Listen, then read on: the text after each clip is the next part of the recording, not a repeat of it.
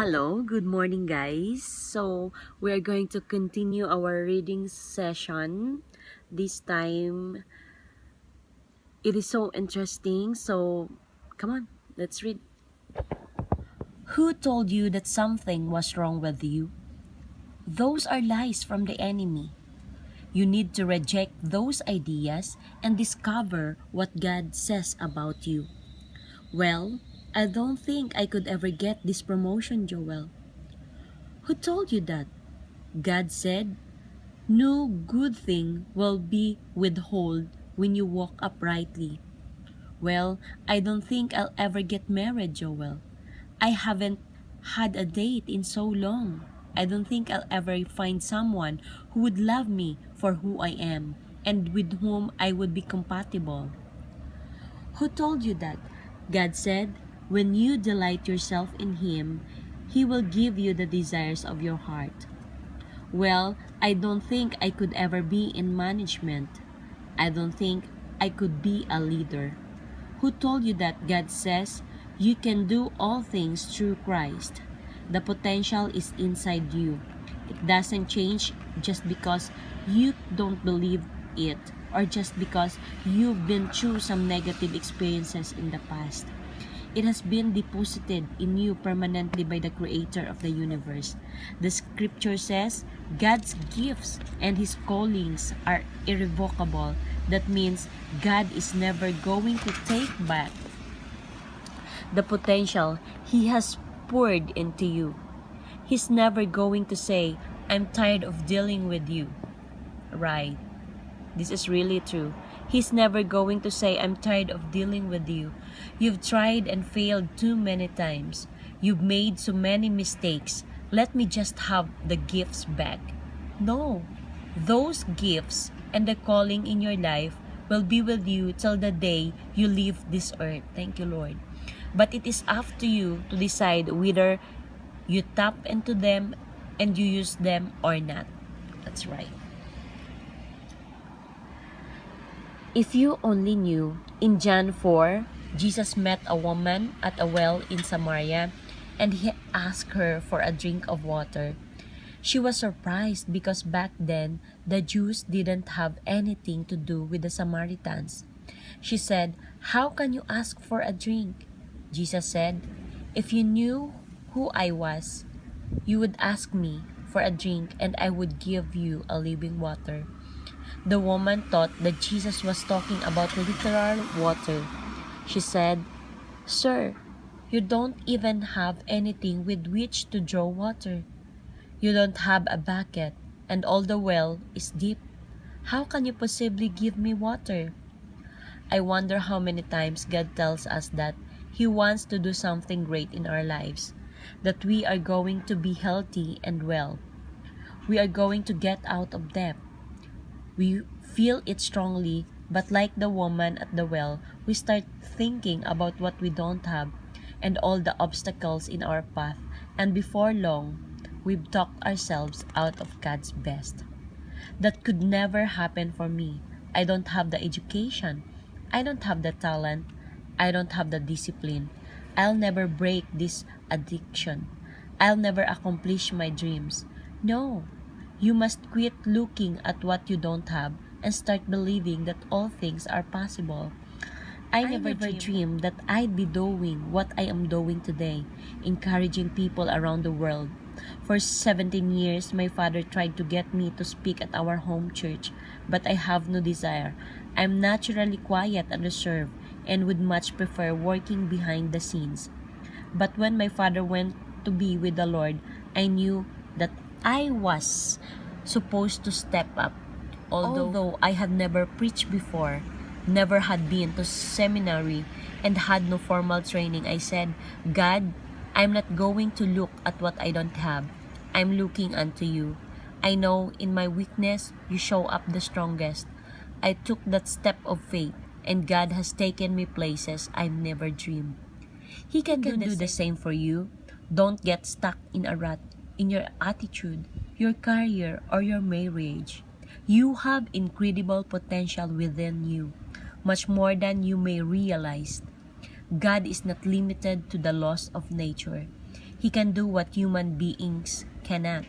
The key is to get your eyes off your problems and onto your God. When God puts a dream in your heart, it may look impossible in the natural. Every voice may tell you it will never happen. You'll never break that addiction. You'll never accomplish your dreams. You'll never be happy. But you will believe and stay in faith and expect good things. You too can defy the odds. I talked to a famous tightrope walker who comes from a family of 7 generations of circus entertainers. I asked him, what is the key to walking in the right troop?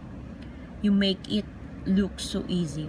He said, Joel, the secret is to keep your eyes fixed on where you are going. You never look down. Where your head goes, that's where your body is going to. If you look down, there's a good chance you will fall. So you always have to look to where you want to be. It's the same principle in life. Some people are always looking back, focused on their hurts and pains. Other people are looking down, living in self-pity and complaining that life is not fair. The key to rising higher is to keep looking to where you want to go. Dream big dreams. Don't focus on where you are today. Keep a positive vision and see yourself accomplishing your goals and fulfilling your destiny. As a young man growing up, Pete loved playing basketball. That was his passion. But when he tried out of the team, the coach didn't even give him a chance. He said, I'm sorry, son. You're just too small. You will never be able to play on this team. Pete was devastated. His heart was set on playing baseball. His mom picked him up from school, and he and his best friend climbed into the back seat of the car. Poor Pete was doing all he could to keep his composure, trying not to cry, and then his friend, who was much bigger than Pete, said, Hey, did you tell your mom you didn't make the team because you're too little? The friend's words pierced Pete's heart. He hated being small. He went home feeling low and dejected. Later that week, though, the school made a special announcement. Since so many boys tried out for the team, we are going to create a second team, a B team. Pete tried out and made the B team. That season, those two teams ended up in a playoff for the championship. And the second team, the B team, beat the A team. Guess who the winning pitcher was? That's right, the B team won the championship thanks to Pete's great pitching ability. Now, consider this question. How much potential did Pete have when he was rejected for the A team? Was his potential any different when he began pitching for the B team? So, ayan guys, we're done reading the following page. And we found out that kung alam lang natin na bigyan tayo ni Lord ng maraming potential sa ating buhay, huwag lang tayong tumingin sa tao, huwag lang tayong tumingin sa paligid natin, patuloy lang tayo kasi other people, hindi nila ma-determine yung capacity natin, right? So, ikaw lang at si Lord ang nakakaalam because God knows everything about us. At yun nga, hindi siya nagbigay ng mga bagay para ma-down tayo. Ang sa atin lang, we should know kung paano natin i-handle yung mga bagay-bagay na nangyayari, na normal na nangyayari sa buhay ng tao. We must keep going. So, the next topic that we are going to read is very interesting. It says, other people do not determine your potential. So, I'm sure it will be very, very interesting. So, be with me in reading next. Be with me on my next video. We will continue to read. And thank you for watching this video. And I hope na nabasa mo na simula 1 hanggang dito. Kasi pag nabasa mo ng tuloy-tuloy, makukuha mo talaga kung ano yung yung mga encouragement na binigay dito sa book na to. So, ayan. And, don't forget to subscribe in this channel and write a comment. If you have any comments, don't hesitate to write down there because I'm going to read it. And thank you guys for being with me today. Thank you for watching all our videos. Don't forget to subscribe. Bye-bye!